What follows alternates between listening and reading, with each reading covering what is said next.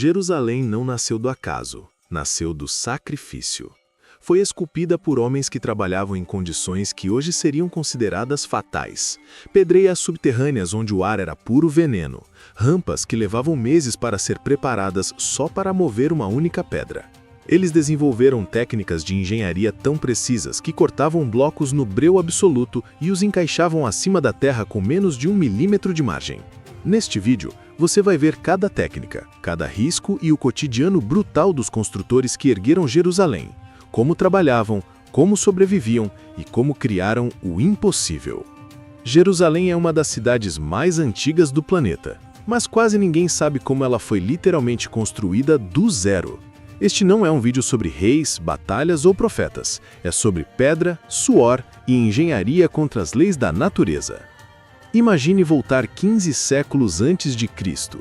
Os jebuseus, um povo guerreiro, olham para uma colina estreita, cercada por vales profundos e decidem: é aqui. O problema? O lugar era um pesadelo. Íngreme, rochoso, exposto aos inimigos. Mas havia ali algo mais valioso que ouro. Algo que tornaria tudo possível. Só precisavam sobreviver para alcançá-lo. Começaram pelas muralhas. Cortavam blocos de calcário em pedreiras próximas usando cunhas de bronze e martelos de pedra. Cada bloco, 50 a 80 quilos, era arrastado em trenós de madeira puxados por homens e às vezes bois. Na base das muralhas, 6 ou 7 trabalhadores levantavam cada pedra, encaixando-a com perfeição, sem um grão de argamassa, apenas peso contra peso. Se o encaixe ficasse torto, a muralha rachava e a cidade junto. Dentro das muralhas surgiam as primeiras casas. Paredes de blocos menores, vigas de madeira, oliveira ou qualquer árvore que existisse, e por cima, galhos trançados e barro com palha compactado a pés. No inverno, a chuva dissolvia tudo. Famílias inteiras subiam no telhado para pisotear de novo ou veriam suas casas derreter. As ruas eram labirintos estreitos talhados direto na rocha. A cidade era tão inclinada que ir até a casa do vizinho era como escalar um penhasco. Transportar água e comida significava subir e descer dezenas de vezes por dia. E então veio o maior desafio: água. A nascente de Gion, a única fonte permanente de água viva, ficava fora das muralhas. Um erro fatal. Um inimigo só precisava bloquear a nascente para vencer pela sede. A solução foi insana: escavar um poço vertical, atravessando 13 metros de rocha até alcançar a nascente por baixo, o Sinor. Homens desciam 40 metros na escuridão, presos a cordas de fibra vegetal, carregando picaretas de bronze e tochas de azeite. Agora tinham água, mas faltava espaço. O topo da montanha tinha talvez 100 metros de largura. Poucas casas cabiam. Para a cidade crescer, precisariam criar chão onde só existia abismo. Então, surgiu a técnica que hoje chamamos de Milô, o grande aterro. Construíram enormes caixas de pedra na lateral da encosta, muralhas de contenção, para depois enchê-las com toneladas de entulho. Parece simples. Não era. Os homens trabalhavam em ângulos de 45 graus, segurando blocos pesados enquanto tentavam não despencar no vale. Se uma pedra escorresse, arrastava tudo junto. E essas paredes precisavam resistir à pressão de toneladas de terra empurrando para fora. Uma rachadura e o aterro, as casas e tudo em cima desabariam. E o pior ainda estava por vir: compactar a terra. Se o solo ficasse fofo, a primeira chuva transformaria tudo em lama. Então eles pisoteavam, batiam com troncos, molhavam, secavam e pisoteavam de novo, até o aterro virar quase pedra. Só havia um teste: construir em cima e esperar a chuva. Funcionou. Jerusalém finalmente tinha espaço, mas precisava de mais pedra. Muita pedra. Só que a maior parte de Jerusalém não foi construída sob a luz do sol. Foi arrancada do subsolo, das cavernas gigantes conhecidas hoje como as cavernas de Zedequias. Túneis escuros que se estendem por centenas de metros. De lá vieram os blocos que sustentariam a cidade. Trabalhar lá dentro era outro inferno. Tochas mal iluminavam o próprio braço. O calcário meleque, macio quando úmido, duro como aço quando exposto ao ar, precisava ser cortado ali baixo, no escuro, antes de subir à superfície. Eles marcavam a rocha, abriam fendas e inseriam cunhas de madeira seca. Ao molhar, a madeira inchava e rachava a pedra silenciosamente. Engenharia pura. Mas o verdadeiro inimigo era o ar. O pó de sílica, pó de vidro, entrava nos pulmões. A tosse nunca parava. Muitos certamente perderam a vista ou adoeceram para sempre. E quanto mais pedra tiravam, mais oco ficava o chão que sustentava a cidade lá em cima. Tudo isso para preparar a obra mais importante da história de Israel, o Templo de Salomão. E havia uma regra sagrada que tornava tudo quase impossível. Nenhum som de ferramenta de ferro podia ser ouvido no local da construção. Não havia martelos, não havia cinzéis. Nada. Isso significava que cada peça precisava chegar totalmente pronta, medida, cortada e acabada no escuro das cavernas. Se uma peça subisse e não encaixasse por milímetros, era descartada. Meses de trabalho perdidos. Para evitar erros, provavelmente marcaram cada peça com símbolos ou números indicando sua posição exata no quebra-cabeça do templo. Mas transportar blocos acabados criava outro problema: as quinas frágeis. A solução foi genial. Deixavam as bordas salientes, criando uma moldura protetora, as famosas bordas almofadadas. Elas absorviam impactos, e quando encaixadas, as juntas ficavam tão perfeitas que não passava nem a lâmina de uma faca. O templo subiu em silêncio absoluto, um gigante de pedra montado com precisão cirúrgica. Fisicamente impossível. Nas fundações do templo, encontramos blocos de calcário que desafiam a lógica. Alguns com 4,5 metros de comprimento, pesando estimadas 500 toneladas. Isso é mais pesado que um Boeing 747 lotado. E eles precisavam tirar isso da pedreira e levar até o topo da montanha sem guindastes hidráulicos. Cordas comuns arrebentariam. Guindastes de madeira da época virariam palitos de dente. Levantar essas pedras estava fora de cogitação. A única solução era não levantar. A teoria mais aceita é que eles subiam o chão, construíam rampas gigantescas de terra batida e cascalho com inclinação muito suave, estendendo-se por centenas de metros. A ideia era arrastar a pedra, não erguê-la. Mas preparar essa rampa já era uma obra faraônica. Se a terra estivesse fofa, o bloco de 500 toneladas afundaria e atolaria. Então, voltamos àquela técnica brutal: compactação manual. Semanas de homens batendo terra até virar piso duro. Para o transporte, a pedra provavelmente ia sobre trenós de madeira reforçada, deslizando sobre rolos de madeira. E a força motriz? Músculo. Centenas, talvez milhares de homens puxando cordas grossas ao mesmo tempo, num ritmo coordenado por tambores ou gritos. E aqui entra o perigo real. Numa rampa, a gravidade quer puxar a pedra para trás. Se a coordenação falhasse ou se a corda de um grupo arrebentasse, o peso se redistribuía e podia causar um efeito dominó catastrófico. A pedra esmagaria quem estivesse atrás. Por isso é provável que usassem equipes de freios humanos, homens na retaguarda, segurando cordas tensionadas, não para puxar, mas para impedir que a pedra ganhasse velocidade. Era um trabalho de risco mortal. Mas as pedras chegaram. As fundações travaram a montanha. Só que agora, com a estrutura de pedra pronta, faltava o teto. E Israel é um deserto rochoso. Não existiam árvores capazes de cobrir vãos tão grandes. A solução estava a centenas de quilômetros do outro lado da fronteira. O templo tinha paredes indestrutíveis, mas não tinha teto. As oliveiras retorcidas de Israel não serviam para viga. A única madeira nobre, reta e resistente o suficiente era o cedro, que crescia longe, nas montanhas frias do Líbano. Salomão fechou um acordo comercial com o rei de Tiro. Israel mandaria comida, o Líbano mandaria madeira. Mas como transportar uma floresta inteira? Troncos de 20 metros, pesadíssimos, através de montanhas e vales? Por terra era inviável. A solução foi o mar.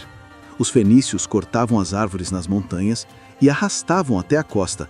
Lá, amarravam os troncos uns aos outros, formando jangadas colossais. Eram ilhas flutuantes de madeira. A missão dos marinheiros era pilotar essas jangadas pelo Mediterrâneo até Jope, a atual Tel Aviv. O problema é que o mar não perdoa. Tempestades repentinas podiam arrebentar as amarras. Se isso acontecesse, meses de madeira nobre se espalhavam pelas ondas ou afundavam, levando os homens junto.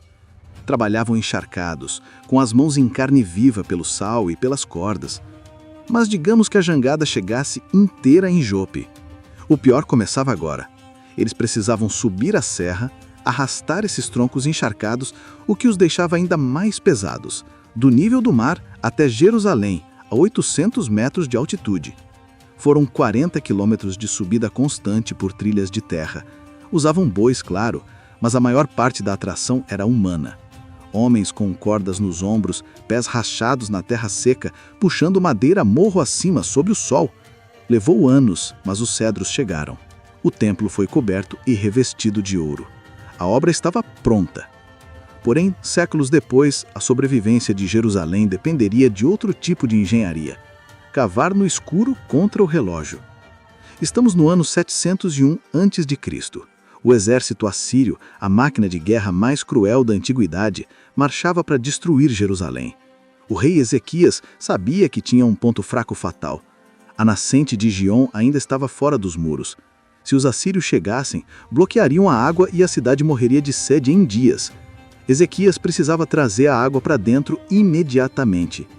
A ordem foi cavar um túnel novo, desviando a água da nascente para o tanque de Siloé, protegido pelas muralhas.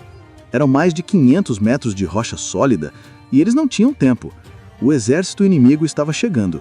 Para dobrar a velocidade, tomaram uma decisão desesperada. 2 equipes cavariam ao mesmo tempo. Uma começaria na nascente, a outra no tanque. Elas teriam que se encontrar no meio, debaixo da montanha. O problema, eles não tinham GPS, bússolas ou mapas geológicos. Estavam cavando no escuro absoluto. Se errassem o ângulo por alguns graus, os túneis passariam um ao lado do outro sem tocar e o esforço seria inútil. A teoria mais provável sobre como eles se guiaram é pelo som. No silêncio do subsolo, as equipes batiam na rocha e encostavam o ouvido na parede fria para escutar as picaretas da outra equipe. Eles cavavam em direção ao barulho. O trabalho foi frenético, turnos sem fim. O ar no túnel era sufocante, úmido, cheio de pó de calcário que fazia os homens cuspir sangue. A claustrofobia e o medo de errar a direção deviam ser constantes, mas funcionou. Uma inscrição antiga encontrada na parede do túnel descreve o momento exato. Picareta contra picareta. As equipes se encontraram. A água fluiu para dentro da cidade pouco antes dos assírios chegarem. Jerusalém sobreviveu ao cerco. Mas a engenharia tem limites. Séculos depois, quando os babilônios vieram, trouxeram algo contra o que a pedra não tinha defesa: a química do fogo. Ano 586 a.C. O rei Nabucodonosor não veio apenas para conquistar Jerusalém, veio para apagá-la. Após um cerco longo, onde a fome fez as pessoas comerem couro fervido e raízes, os babilônios invadiram. Eles incendiaram tudo. Mas aqui tem um detalhe técnico fascinante e trágico. O fogo não apenas quebra a pedra, ele a transforma quimicamente. O templo era feito de calcário, o teto era de cedro, uma madeira que queima muito quente e por muito tempo. Quando você aplica esse calor intenso sobre o calcário, acontece a calcinação. O carbonato de cálcio perde sua estrutura e vira óxido de cálcio. Basicamente, a pedra vira cal, vira pó. O templo se tornou um forno gigante. As colunas e paredes, que levaram décadas para serem cortadas, começaram a se desintegrar. E houve outro efeito colateral. O ouro que revestia as paredes derreteu. O metal líquido escorreu para dentro das rachaduras das pedras. Quando o fogo baixou, os soldados babilônios viram aquele ouro preso nas fendas. Para recuperar o metal, eles precisaram desmontar o que restava das paredes e arrancar pedra por pedra, quebrando tudo com alavanca. Foi exatamente o cenário de destruição total descrito nas profecias. Não ficou pedra sobre pedra. Jerusalém virou uma pilha de entulho calcinado e ficou deserta por 70 anos. Mas a história dá voltas. Um homem chamado Neemias voltaria com uma missão suicida: reconstruir os muros usando aquele mesmo entulho, enquanto flechas voavam sobre sua cabeça. Imagine ser um pedreiro e ter que assentar tijolos sabendo que tem um arqueiro mirando nas suas costas. Foi assim que Jerusalém foi reerguida. Neemias voltou do exílio com uma meta impossível: fechar as brechas dos muros em tempo recorde. Os inimigos vizinhos, liderados por Sambalate, faziam emboscadas diárias para impedir a obra. O primeiro problema era o material. Não havia tempo para abrir novas pedreiras. Neemias teve que usar as pedras queimadas do entulho antigo. Blocos rachados pelo fogo babilônico, instáveis, era construir com o que tinha ou morrer tentando. A tensão no canteiro de obras era absoluta. Neemias dividiu o povo. Metade construía, metade ficava de guarda, com escudos e lanças. E mesmo quem estava construindo, não estava desarmado. A Bíblia descreve a cena. Numa mão, a ferramenta de trabalho. Na outra, a espada. Eles dormiam de botas, literalmente. Ninguém tirava a roupa ou o equipamento, prontos para pular ao som da trombeta de alerta a qualquer segundo. O cansaço físico e mental devia ser esmagador. Trabalhar sob o sol, com medo, usando pedra ruim. Muitos queriam desistir, mas continuaram por pura teimosia de sobrevivência. Em 52 dias, menos de 2 meses, os muros estavam de pé.